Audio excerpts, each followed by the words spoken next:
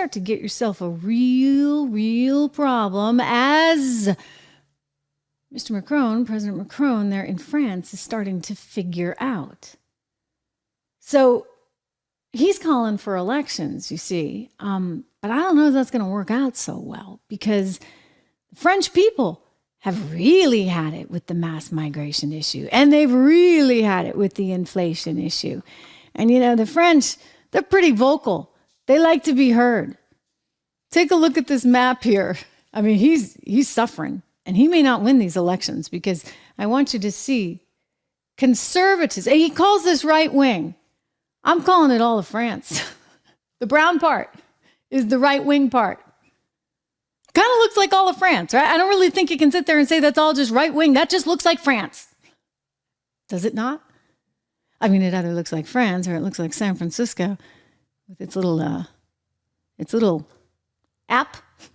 You know, remember this app? Trying to remind you where to step and not step. And we're not talking about doggy stuff.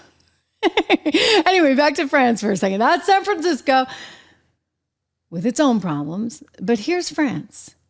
So you can blame that on conservatism, which they like to call right wing. And I'm just like, maybe it's just people that are saying, hey, you know what? This is common sense. Like, I'm losing out. This is not working for me. I mean, you guys bring everybody in, and then we can't, as a society, handle it. Germany started this, right?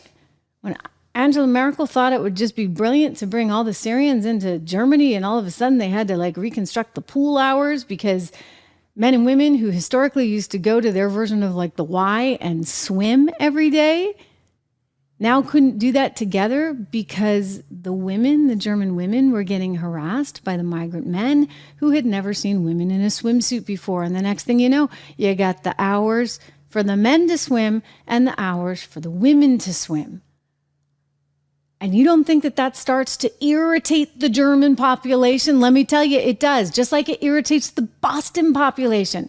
When all of a sudden you have to turn over the local community center there in Roxbury to migrants. And that means the kids can't go and hang out there after school. They can't get their tutoring after school. They can't take their lessons after school, because you're turning over this. It's different, of course, but you're turning it over to another population. I'm not saying that the Europeans or the Americans are not altruistic and happy people. And look, we've got a tremendous charity record here in the U.S., but when push comes to shove, I mean, it's starting to get to the point where we can't, as a system, handle it anymore. They can't handle it in France. They can't handle it in the USA. They can't handle it in the UK. And as a result of all of this, all of these politicians worldwide, including Joe Biden here at home, are all under pressure.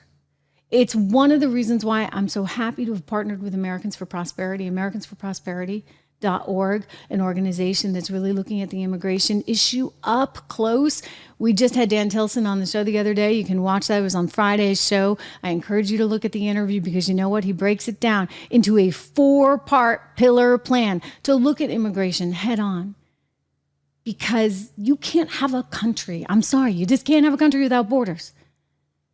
You have to take some responsibility on this front. They get tremendous ideas over at AmericansForProsperity.org. I encourage you, AFP, as they're known, Americans for Prosperity, check it out. Go look at that interview with Dan, because again, there's some ways to attack this. And this current team isn't doing any of it. None of it.